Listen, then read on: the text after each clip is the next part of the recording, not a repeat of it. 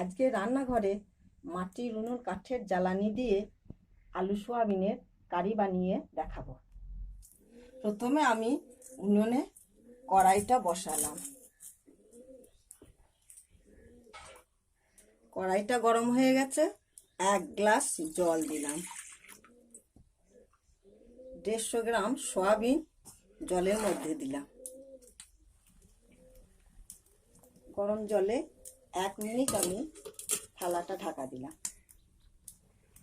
1 minute পরে আমি ঢাকনাটা তুলে ফেললাম।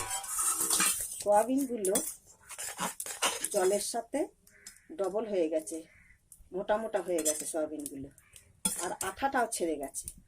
এবার এগুলোকে আমি একটা অন্য পাত্রে তুলে নেব।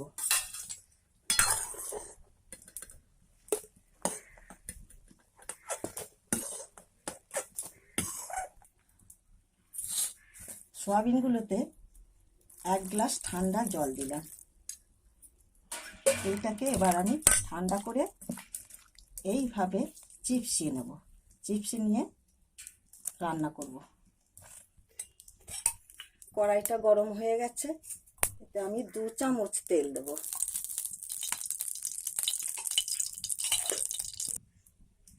কড়াইয়ে সর্ষে তেলটা গরম হয়ে গেছে।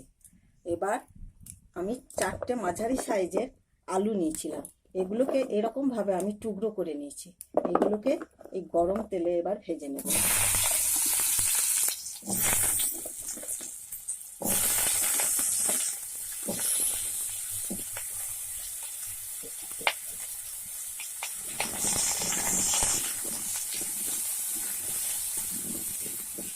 হালকা লালচে করে ভাজবো। আলুগুলো ভাজা হয়ে গেছে, এবার এটাকে আমি তুলে নেব।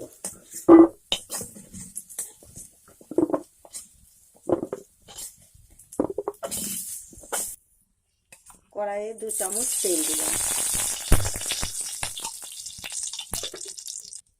তেলটা গরম হয়ে গেছে। চিপসানো সয়াবিনগুলো এবার আমি অল্প ভেজে নেব।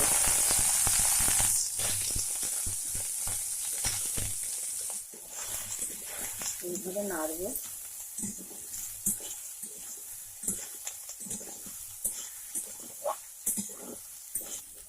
সয়াবিনগুলো ভাজা হয়ে গেছে, এগুলো এবার তুলে নেব।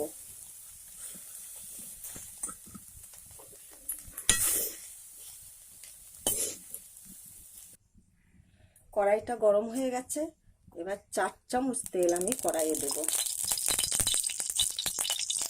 সর্ষে তেলই রান্না করছি।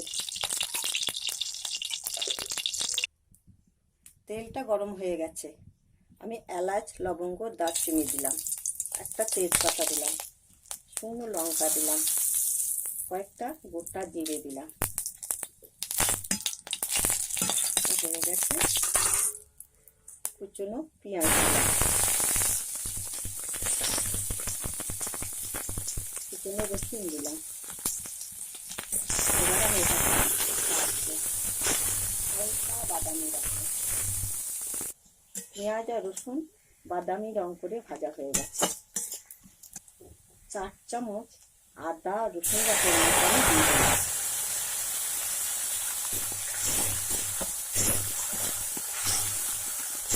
কাজু বাদাম বাটা আমি এর মধ্যে 2 চামচ দিয়ে দিলাম।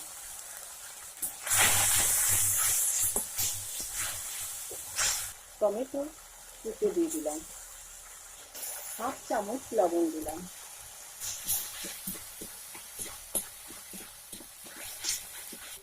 অল্প একটু জল দিয়ে দিলাম। টমেটোটা একটু গলিয়ে নেব। এইভাবে কিছুক্ষণ নাড়ার পরে টমেটোটা অনেকটা গলে গেছে। পরিমাণ মতো হলুদ দেব, পরিমাণ মতো লঙ্কা গুঁড়ো দেব, 1/2 চামচ জিরে গুঁড়ো, 1 চামচ চিনি, 1 চামচ কাশ্মীরি লঙ্কা গুঁড়ো, কয়েকটা কাঁচা লঙ্কা টুকরো করে নিয়ে নিয়েছি। এবার আমি এটাকে 20 সেকেন্ড নাড়ব।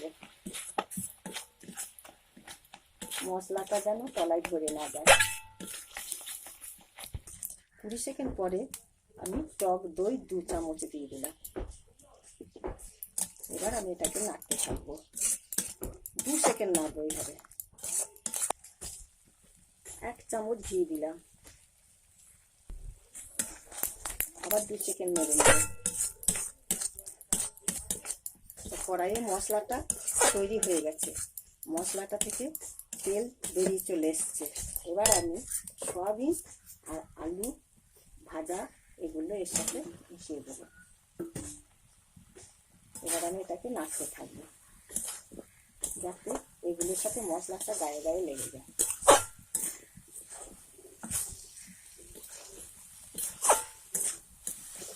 মশলার সাথে আলু সয়াবিন নাড়া হয়ে গেছে।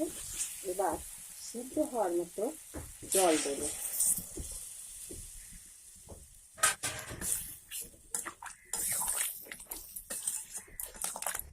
পরিমাণ মতো লবণ দেব।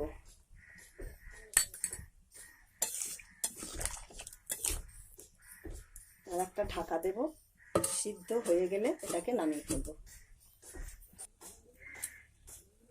ঢাকনাটা আমি খুললাম, কারিটা ফুটছে। এবার আমি অল্প আদা রসুন বাটা এর মধ্যে দিয়ে দিলাম।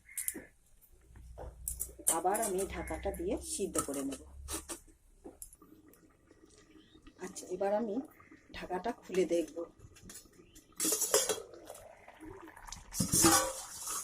ফুটছে, সুন্দর কালার এসছে, আলুগুলো সিদ্ধ হয়ে গেছে, সয়াবিনটাও সিদ্ধ হয়ে গেছে। এবার এটাকে আমি এইভাবে 2-1 বার নেড়ে নেব। নেড়ে গরম মশলা দিয়ে এটাকে আমি নামিয়ে ফেলব। 1 চামচ গরম মশলা দিয়ে দেবো।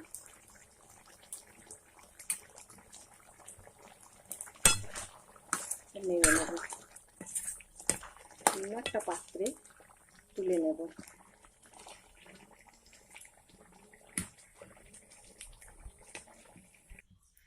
আলু সোয়াবিনের কারি তৈরি হয়ে গেল।